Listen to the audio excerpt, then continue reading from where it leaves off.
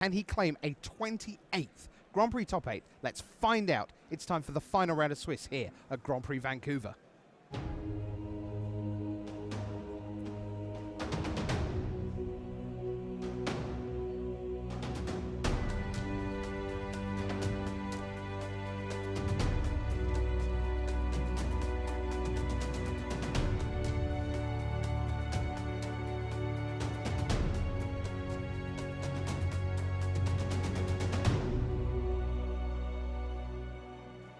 Hello everyone, buckle up, strap yourselves in, don't go anywhere. We are locked in for an amazing final round of Grand Prix action here in Vancouver. Let's get this show on the road. Shuhei Nakamura on the left of your screen, Channel Fireball team face to face, those two together, those titans of the Magic world. We'll see them in action in Atlanta against the oldest of old schoolers, AO Paquette, 2004.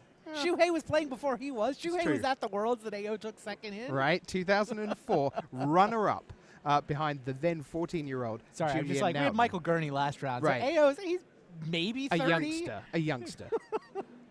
Shuhei Nakamura will begin this deciding round with a Sky Scourer opposite a 1-3 McKindy Aeronaut. Well, 1-3 better than 1-2, it turns out. AO Paquette, you see his record's 12-1-1. That's 37 points.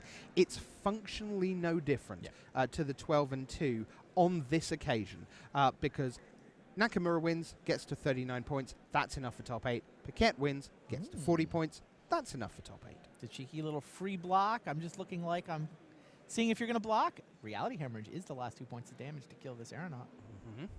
Looks like Lithomancer's focus is the possible comeback. Which do you value more, a focus in hand or an aeronaut on the board? Aeronaut on the board, apparently. It's always fun to say. Shuhei, every time he plays, it feels like he's playing for history, but all-time record for Grand Prix top 8s, that is a big deal. And Olivier Rouel has had that mark for many, many, many years. Shuhei ties Olivier Rouel at 28 all-time Grand Prix top 8s if he wins this match. And it's a clean win and in, none of this tiebreaker shenanigans. Win, you tie Olivier for the record. So here's Flare Drone for Shuhei Nakamura, which pumps up the Sky Scourer to a 2-2. There's a 4-2 on the other side now, Zulaport Chain Mage for Paquette, along with his Aeronaut that he saved with that Lithomanthus. Oh my god, this deck looks great. You're looking at Shuhei's list? Shuhei's deck is insane. So there are more Flare Drones where that one came from. Okay. 3. Okay, I'm excited. Flare Drones. That's great. All right, I'm still in multicolor. How about a Thought-Knot Seer? Yes, excellent. You know, and a Pathfinder, Seer's Lantern, turn that stuff on. He's got Visions of Brutality. He's got an Oblivion Strike, Kozilek's Shrieker, Kozilek's Translator, Mauve Kozilek. This is just, you know, the Reality Hemorrhage we just saw. There's a Press into Service. He's got a lot of endgame reach as well, because Silent Skimmer doesn't need to be in a good position to attack. It can just attack, and he has 3 of them. Yeah, let me turn to the other side. Oh, and a Ruinous Path to go with them. Oh, and a Forerunner of Slaughter. That's pretty... Deathless Behemoth, anyone? Shuhei Nakamura has drafted a masterpiece. But it doesn't especially look like it on this board. Not yet. Ally, ally, ally, tap things. You lose life. You can't get through. Yeah, we watched AO Capet play last round. He did defeat Michael Gurney in the battle of the sort of local old school pro, you know, former pros. His deck's a little grindy. I mean, it's got a lot of toughness. It has 4 Chain Mages. Right. So if he can create a ground stall, he's very capable of winning it just through cohort damage. But it's also got, you know, enough aggressive allies that it's able to just turn the corner and start attacking, too. Here's more of Kozilek. Trigger, the Flare Drone. Also, trigger Sky Scourer. And end of turn. Let's cohort you out of 2 points of life. Demon's Grasp is the draw for AO Paquette. His black is 1 Demon's Grasp, 4 Chain Mages, and Ailey. Oh, okay.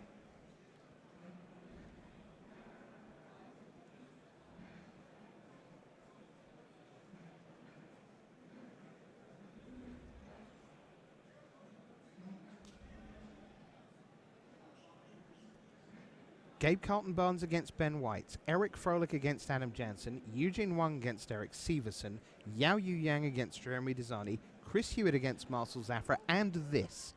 Shuhei Nakamura against Teo Paquette will give you 6 winners, barring weirdness of draws, and your top 8 to join Alan Sun and Nick Slind, who were already at 39 points. Yeah, unintentional draws can mess up the cleanliness of this top 8 cut. Right. And that's 6 winning ins, any one of which you could imagine at a different GP we would have led with. Incidentally, it's possible that Alan Sun and Nick Slind will just decide to play because 1 seed? they cannot be beaten out. True. No one can touch them. So it's just whether they want to spend an hour playing Magic before they play another hour of Magic and another hour of Magic. Well, the seeding, the play draw is a big deal. Yeah. So, I mean, but if they take the draw, they're first and second. Like, whichever one of them loses the tiebreaker dice off between the two of them winds up drawing if they're paired in the top 8. Other than that, though, they have play draw choice over everybody. So Shuhei adds a couple more colorless creatures to the board, a couple of pings. Sky Scourer gets big enough to attack through the aeronaut, so suddenly AO's down to 12. It's rare time, but don't get too excited. It's Oath of Gideon, so here's a couple of allies. The allies are fine. Oath of Gideon just being a vaguely facsimile of Raise the Alarm. Yeah, this is a bad Raise the Alarm. Yeah. No Planeswalkers in AO's deck.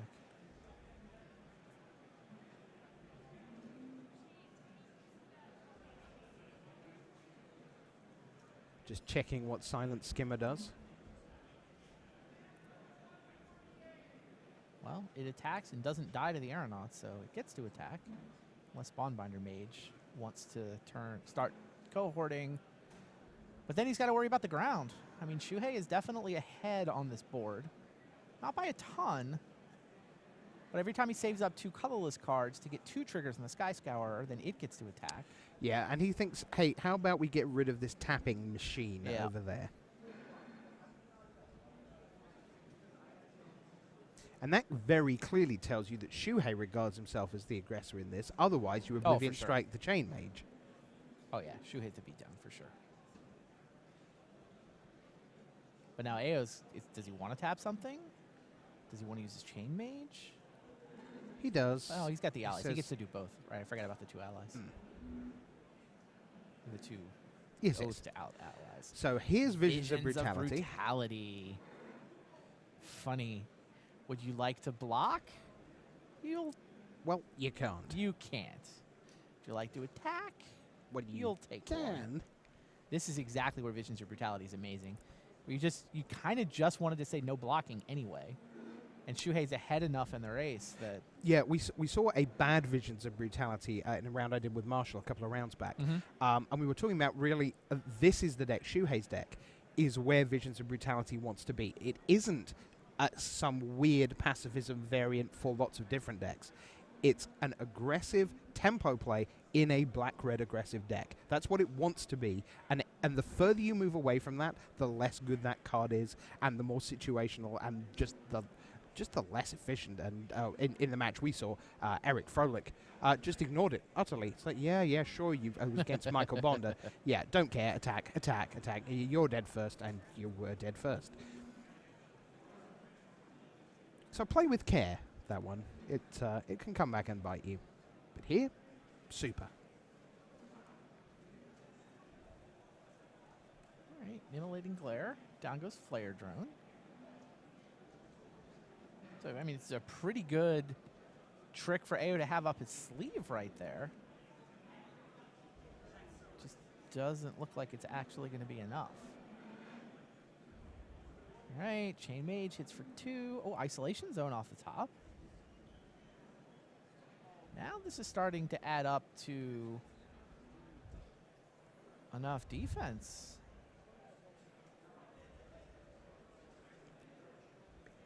So what, it's the 2 flyers are the real problem.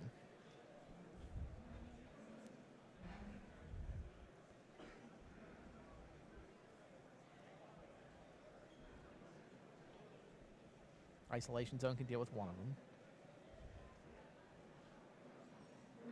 I mean, AO can also just turn everything sideways. It's a 6-point attack.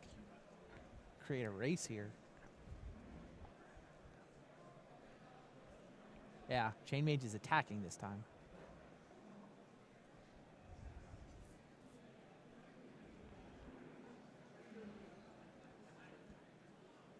7 apiece.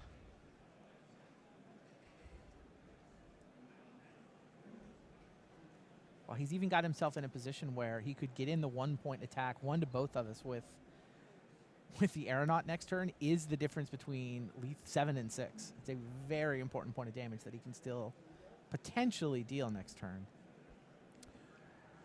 Ao's he's just really good at Magic. Isolation. I mean, so Shuhei, but the way Ao has sort of played defense, but then realized this isn't going to work. I've got to turn on the offense.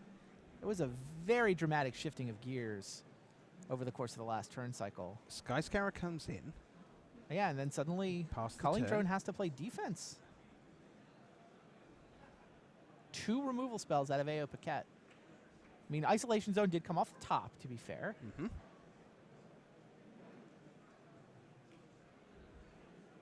And I guess leaving the Culling Drone back, Shuhei just instantaneously diagnosed this board. Leaving the Culling Drone back basically means Ao can't attack with, I think, anything. I mean, I guess he can attack with Aeronaut if he's willing to deal 1 to both of them, which, yeah, maybe he is. Chain Mage does damage in 2s. Shuhei's in an odd number. Sure, 1 to both of us. Ah, that's great.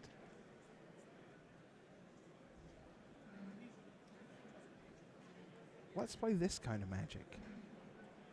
Back we go.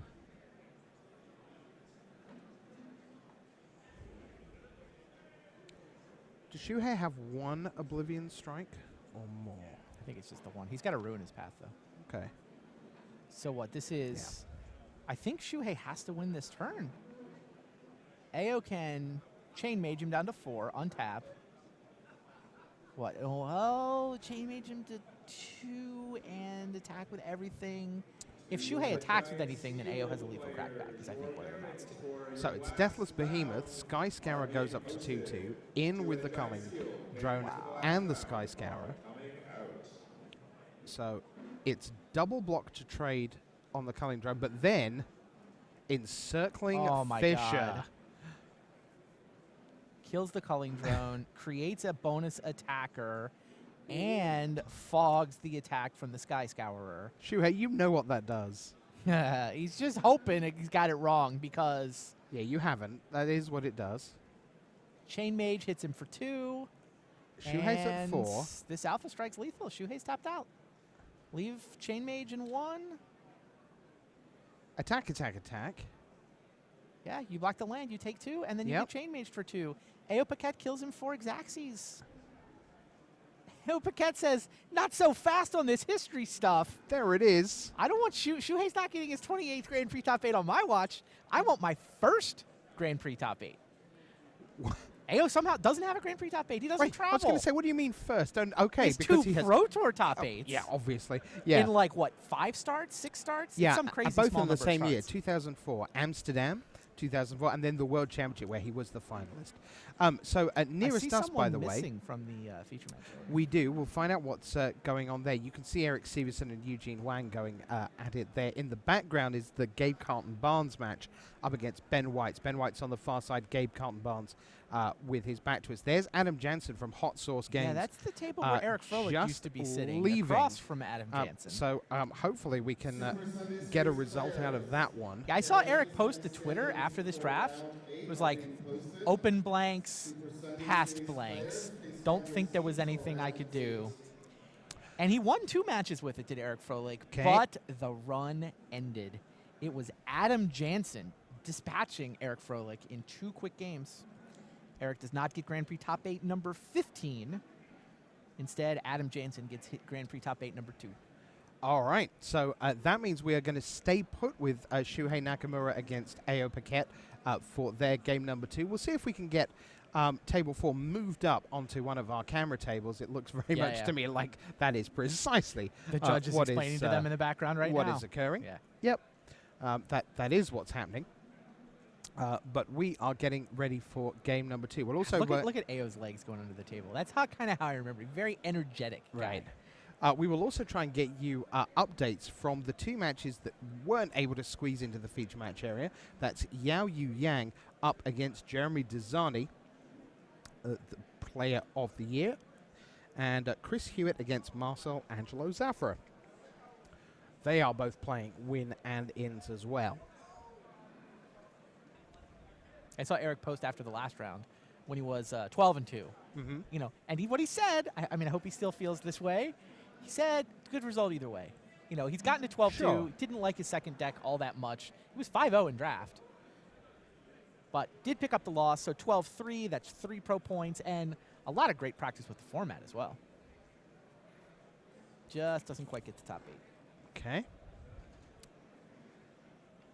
If you're wondering why we're not showing you the live action of Severson and Hwang, well, we're recording that, and we'll get to have a good look at their match right from the get-go. So let's head over back to our match of Shuhei Nakamura against Paquette. Let's head over there. Players shuffling up for game number 2, and Paquette got there. That was a great game. And when you talk about he played it super eventually Exaxes. Yep. There was that turn where let's both take one from right. my McKinley Aeronaut. You're absolutely right. That was the game. From 7-6 to 6-5. Yep. Beautiful. Set him up for Exaxes on the next turn. Beautiful. Yeah. Now, I mean, a lot of it helped that AO top decked Isolation Zone right after Shuhei had kind of moved in. Right. But these things happen. And the thing is, the best players are better than you when things go well for them, and when things go okay for them, and when things go badly for them. They're still better than you, and they're great at taking advantage of whatever the amount of chance they have of winning is, even if it's really low. That was terrific. Yeah, it was a really good game. So away we go. It's game number 2. Nakamura against Paquette. Winner is in, loser is out. Already through, Alan Sun and Nick Slind, joined by 6 more. One who has booked his place is Adam Jansen. He has beaten Eric Fröehlich. So now we're looking for 5. Ailey, Eternal Pilgrim, is the first play for Paquette. Gold Incarnate for Flayerdrone. Nakamura comes out with 3-1. First strike, devoid. Any other colorless creature comes into play, ping, 1 damage to you.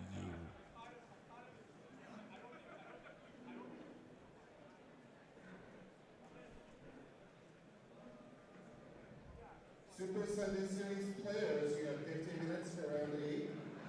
As a reminder, you are not permitted to offer or exchange. So while Paquette chooses what he's doing here, we have been joined by Man About Town Brian David Marshall, who with a bit of luck has gone to see some of the matches that we can't quite see. Well, the one match that I was watching was Jeremy Desani versus Zhao Hwang, and it is Jeremy Desani that took that in 2 quick games. Oh wow! He does not think he's top 8 though. He feels like he is going to be 9th place.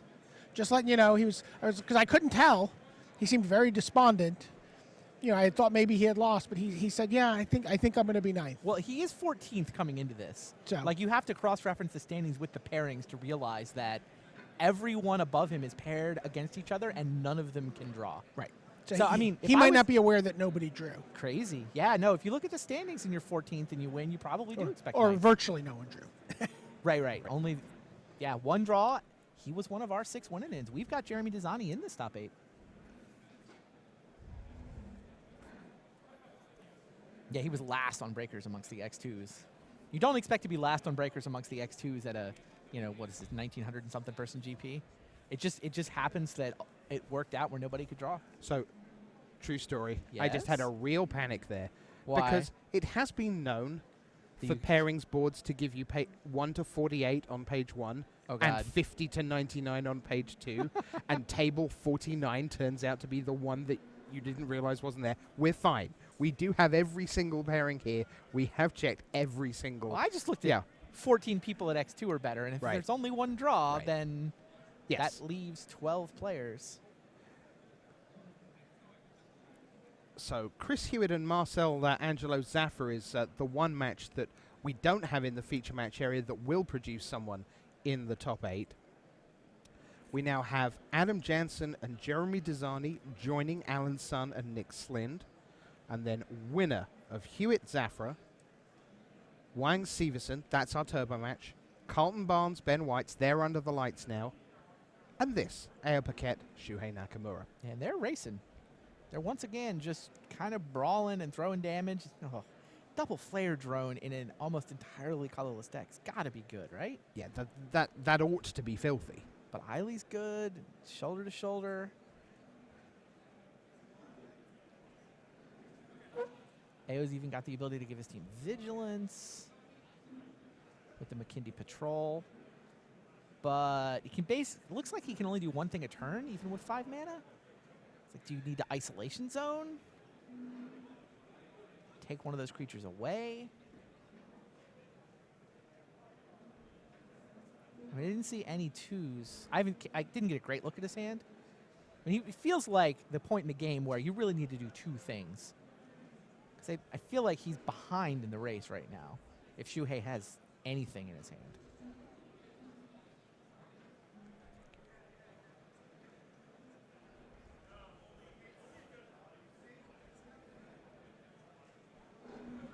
This is funny. Jeremy Desani just walked by. Rich tried to give them the reassuring thumbs up. No, it doesn't seem you're to in me. the top 8. No, he thinks he's ninth. It's been a lot of disappointment in the last year, 18 months of Magic for Jeremy Desani. I'm not sure he's prepared to have things start going well again. Isolation Zone was the play AO Paquette lined up. Decided that was the one spell. No Silent Skimmer. But these 2 Flare Drones, capable of dealing some real damage. Yeah, McKindy Aeronaut on defense is at 2/4. Looks pretty good against a pair of 3/1s. But any kind of good trick from Shuhei is going to completely swing this race. And to be fair, that McKindy Aeronaut with the counter, that's exactly what you were talking about with me in one of the drafts we watched. We said, you know what? Don't think of it as a 1/3. Just remember that in this, it's a target you're looking for to it be a 2/4. And that's great stuff. Especially given how outclassed it is as a 1/3 on this board. Is that press into service in Shuhei's hand? No, I think it's Reality Hemorrhage and Oblivion Strike. Yeah. So looks to me like AO is checking the wording on Ailey. Yep. So he does sacrifice the Aeronaut as response to the Oblivion Strike, but both Flare Drones get in. So here's McKindy Patrol. Vigilance. And then more support, shoulder to shoulder. Alien McKindy Patrol. Draw a card. That felt good. Man, can Ailey hold off multiple Flare Drones? That's really what this game's boiling down to, right?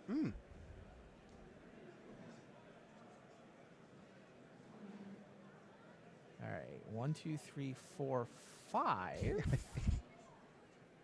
think you were right. Was it press into service? I think it might well be. Which is, It is. steal your creature. Oh, by the way, support 2. Yep. It's like a 3-mana spell and a 2-mana spell stapled together. It would look more impressive if it somehow had unentwine. You could just support 2, or you could just act of treason. Well, for Yeah. cheaper.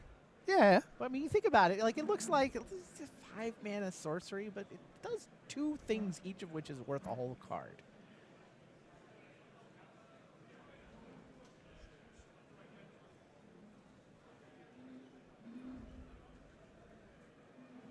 But there's 2 blockers.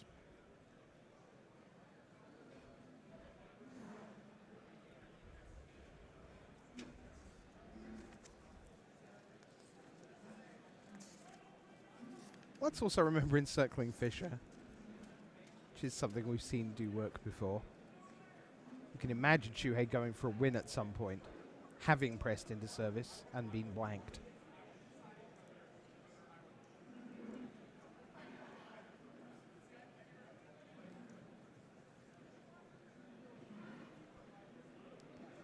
Shuhei's decision to Oblivion Strike the Aeronaut last turn is kind of interesting, right? Because he left Ailey in play.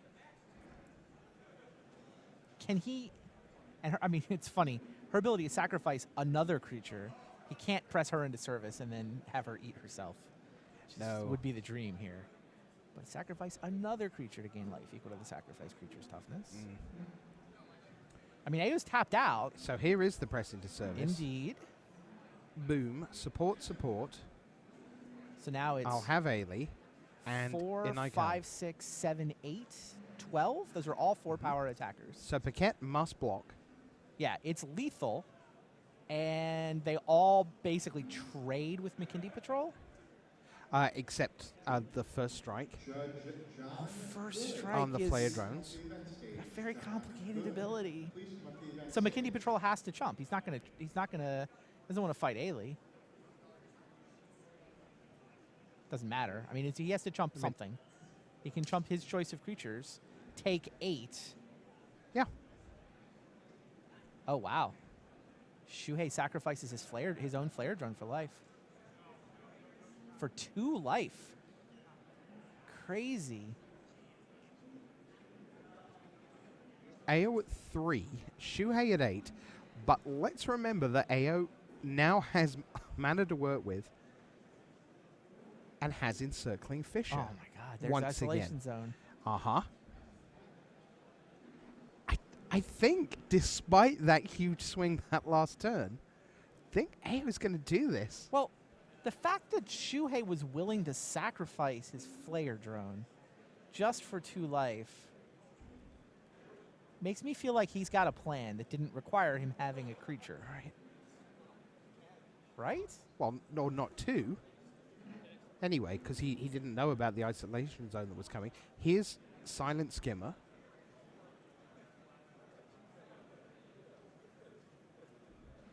Yeah, Ailey is lethal. I'll come in again, so yeah, it's just a chump block from the Silent Skimmer.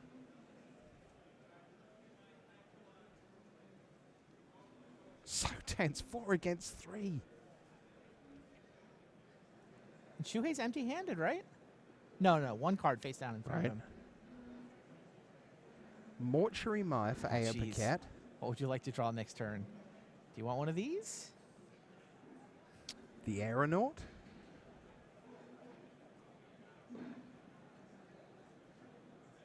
Shuhei's decision to sack that flare drone has not worked out.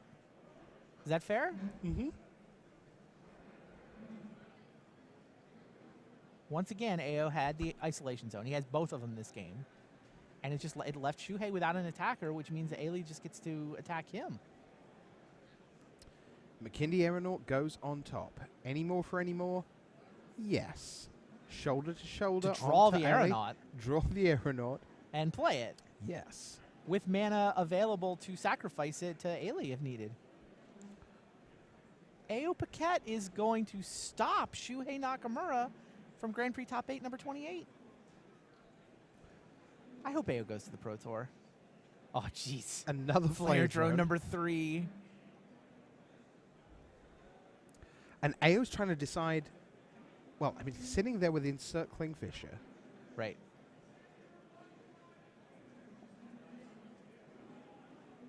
On we go.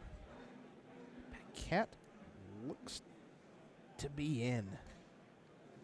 Well, I don't know that you Well, want to we're- attack. Okay, he does attack. So this forces a chump block unless Shuhei has a trick. No trick. No. 1 damage through. Writing on the wall for Shuhei Nakamura here. And here's Ondu War Cleric. Wow. Yeah, AO Paquette has a habit right That's now it! of only going to tournaments that he can get to from while sleeping in his own bed. That's been the policy with respect to Magic tournaments for a while. Look, when the Grand Prix comes to Vancouver, I'll go. Sure, I love Magic. Magic's awesome. He can play Magic online while sleeping in his own bed. He can top 8 Grand Prix Vancouver while sleeping in his own bed. He cannot compete in Pro Tour Madrid while sleeping in his own bed. No, I don't think we'll allow that, I'm pretty sure. I hope he goes. I want to see him back on the Pro Tour. That's Dude just can still play 2 Pro Tour top 8s quite in the clearly. same year. That 11 is- years ago. Yeah, utterly tremendous. AO Paquette into the top 8 joins Alan Sun, Nick Slind, Adam Jansen, who defeated Eric Fröehlich. We believe Jeremy Desani, who thinks he's 9th, against Yao Yu Yang. Jeremy Desani won that one. Here we are with game number 3 in Gabe Carlton Barnes against Ben Ooh, White. he's turning a lot of creatures sideways. Looks pretty good for Team GCB. Commando is... So first strike. Relief captain had done its thing for Gabe Carlton Barnes. He's got a Calastria healer. And there's handshake. Ben Weitz is done. Gabe Carlton Barnes wins, and that takes him into the top 8. And back to the Pro Tour. Right, and we have one more match to see. It's our turbo match, but they are still playing. So why don't we catch up with them live? It is going to be Eric Severson against Eugene Hwang and teammates. And we will get to that. And what do we have? Well, we have an Endbringer in play. We have an Encircling Fissure just happening, as we've seen. Endbringer's not in play anymore. No, he must be on a tiny life total if he's... It is 1-0 to Hwang, who's down to 8. Oh, Severson Encircling is at Fissure. 20. That was an Encircling Fissure that just killed the Endbringer. Crazy. So Hwang puts down Vampire Envoy and Stalking Drone. Hwang up a game, so we're game 2 here. Yeah, and a good chance of a game 3. Yeah, it does look that way. And we set this up. Eric Severson can go play the Pro Tour next weekend if and only if he wins this match. Right. Eugene Hwang also wants to go back to the Pro Tour. They both want the invite to Madrid. So, I mean, a lot of times you see two teammates paired and, like, one of them needs it more. And they're like, look, it's like I get multiple Pro Tour invites if I win. You get multiple Pro Tour invites if you win. Let's play. Right. Glad if I lose to anybody, it's you, teammate. So Bailoff bites the dust.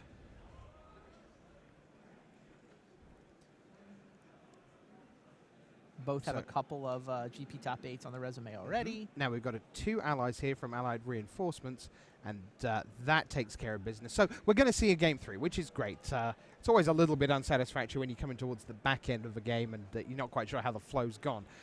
But we will see a deciding game here. And no news yet on Chris Hewitt and Marcel Angelo Zaffa. That's the one other match that can impact the top 8, we believe. Nice smile from Gabe in the back. So Eugene Hwang has played 3 Grand Prix Vancouvers. 2014, he made the top 8.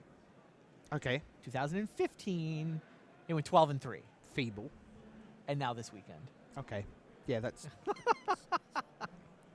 consistent. Yeah, and it's 3 invites for him because if he wins this and gets to go to Madrid, the points from Madrid will get him silver, and therefore an invite to what's the Pro Tour after Madrid? Sydney, Australia. Can't right. That. It's so far That's away. Gonna be awesome. Yeah, we're talking about It's so far August. away in a lot of senses. Yes, man, more than one. So he gets Madrid and Sydney and will be silver next year. Is the 3rd invite that Eugene Hwang locks up with a win here. Eric Severson gets Madrid because, of course, that's what we're qualifying for at this Grand Prix. Plus, he gets Atlanta next weekend. So he can just come straight in and play there. Really fun guy, Eric Severson. Had a chance to spend quite a bit of time with him at Grand Prix Seattle Tacoma earlier in 2015. One of the real good guys of the Magic scene. Enjoys the game for the game's sake, and the winning or losing kind of secondary, even though, of course, he's competitive, but certainly not defined by wins and losses. Sure. So here we go then. This game is for the game. top 8. It isn't turbo, by the way. No, they're just playing this this is fast. just, yeah. Stalking Drone is the first play of the game. It's for Eugene Hwang. And he will add Dominator Drone, which means Severson will lose 2. Stalking Drone will come in, 2 more points, and that'll push Severson to 16. And already under some early pressure. So how does he relieve that on turn 3? Let's take a look. I mean, just play anything you can block with. Right.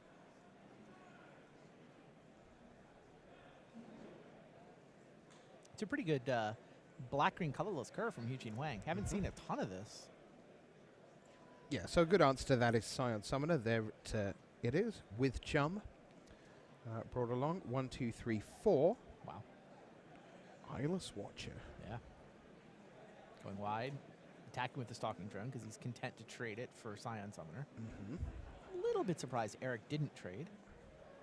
he's got plans for that 2-2 body for the future. Oh, he can't trade. Sacking a Scion would, of course, make the Stalking Drone. All he'd be able to do is trade for a Scion because Yeah. Eugene does now have the colorless mana he needs to activate Stalking Drone.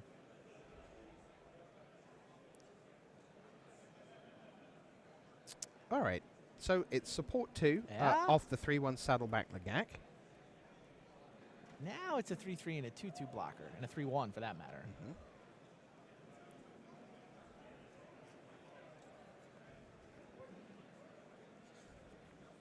There is a very nice green uncommon sitting in Eugene Hwang's hand. Yeah. There is also, though, Endbringer, Oh, which is even more exciting.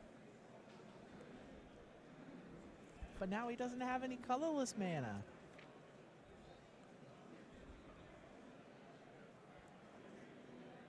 So he didn't decide to go with Yeah, the he Seed really could've Guardian. used the He land there. just went all the way up to Endbringer. An isolation yeah. zone. Well, I mean, it has the biggest target imaginable Sure. on it, so of course that's what's going to happen. The lack of those Scions makes that Stalking Drone so much weaker now. I mean, that isolation zone feels like a legit 2-for-1, since he kind of got both the Scions too, right? You know? Yeah. Now 2-2 is just like, I'll attack. Your board is not nearly as scary anymore. Well, I don't know that Eugene did anything wrong. So if that Endbreaker sticks, it's just gonna win the game. Yep. But maybe you assume that it won't, given that your Right, he opponent could've has just played a 5 Seed cards Guardian. left. Right, he Yeah, could have which- played Seed Guardian. Which would have been a good target for isolation zone. Right, and then maybe Endbringer sticks.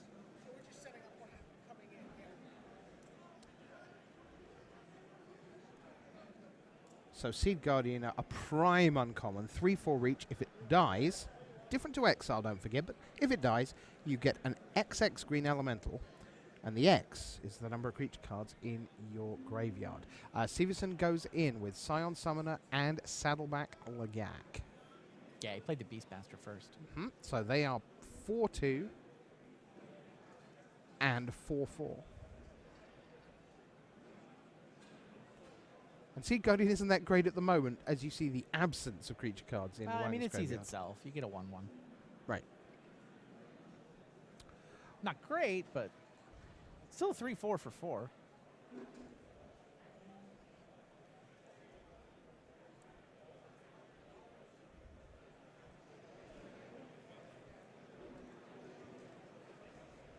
All right, Eugene is content to trade Stalking Drone for Saddleback Lagak at this point. So with combat resolved, let's break in for a moment. Here's Brian David Marshall. So one of the other matches that's playing for top 8 that wasn't able to get into the feature match area this round was Christopher Hewitt and Marcel Zafra. Yep.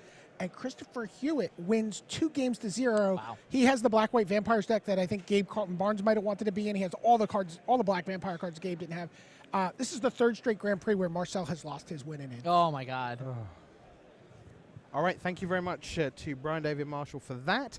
Wow, And yeah, by- we've had a lot of Marcel Zafra in contention late at Grand Prix. That's why the name's just keeps floating around. But I did not quite realize it was 3 straight losses in win-and-ins. right. That's heartbreaking. So by our reckoning, we have 7 of the top 8. Yeah, this is for the last I spot. want to be really cautious until we see the final standings because, you know, players often have a good idea of where they are. And Jeremy Desani, who's done this quite a bit before, thinks he's 9th.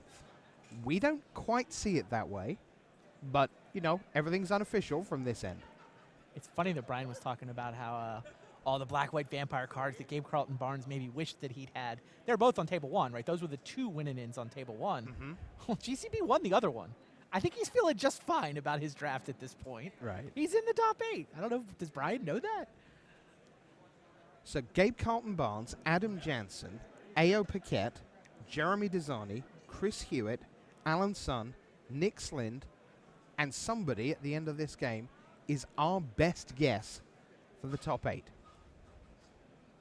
Eric Severson deep in the tank here. Once we have a top 8 announcement at the end of this round, we will bring you all the build-up to the top 8 draft, which will not be far away at all. We'll talk about Nagoya. We'll take you through what's happening in Mexico City, where they're already into the top 8, and we'll preview the top 8 coming right here in Vancouver. You'll see one draft live, immediately followed by a second drafter at our top 8 table, and then the quarters, semis, and final, back to back to back, the downhill run to the finish and a champion, $10,000 worth of champion here at Grand Prix Vancouver. 10,000 is a lot of money. I haven't quite It got used to that certainly as is. the GP first Right, prize. right. I didn't win $10,000, that's for sure. All right. A couple of allies. Tajiro Beastmaster doing its thing. Scythe Masters are doing good work here. Massive attack. I mean, it looks, the life total says 14-14, but this feels like Eric Severson very much on his front foot. He's leaning so far forward, he's obstructing the field of play.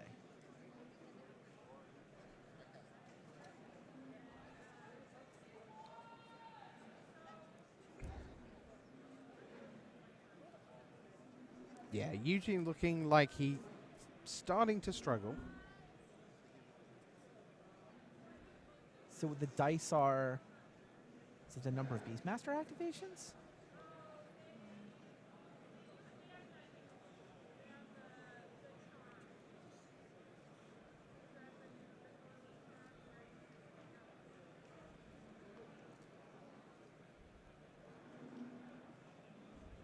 Yeah, I don't see good blocks here for Eugene Hwang.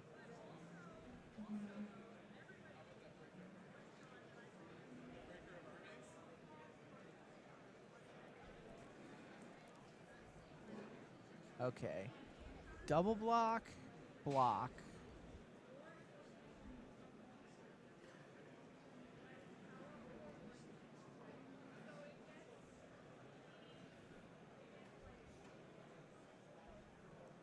Seed Guardian's in the front. And yeah, Severson's okay with this. Take.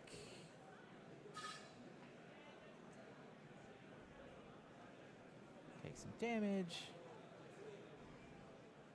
Here comes the Seed Guardian token. All of a sudden, there's 4 cards in the graveyard. 4 creatures.